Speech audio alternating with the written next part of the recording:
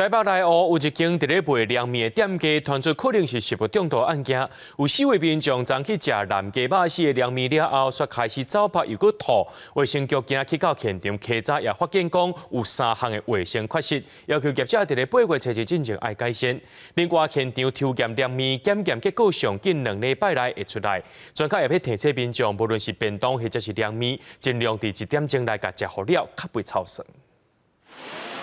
就是这间伫台北市内湖铁厝凉面店，30传出有4个人客食完鸡肉丝凉面了后，发生胃吐、甲落瀉以及腹肚痛，好亲像食物中毒现象。头家娘是讲凉面拢是现煮的，怀疑热天天气烧热，铁厝温度高，真有可能是鸡肉丝保存不良出问题。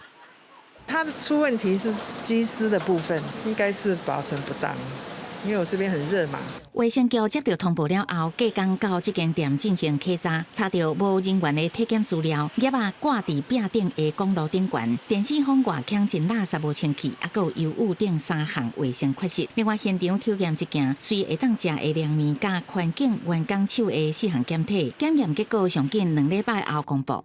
以限期8月7日前改善完竣，几届复查，如仍不符合规定，将以违反食品安全卫生管理法第8条及第4条，处6万到2亿元罚锾。凉面，如果说你放室温放很久的时间，超过1个小时，夏天的话，就可能会受到环境中的避免菌污染，那民众吃下肚的话，就会有食物中毒的风险。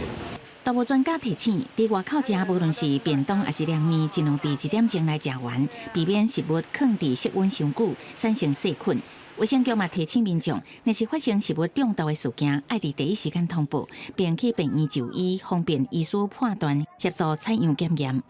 记者综合报道。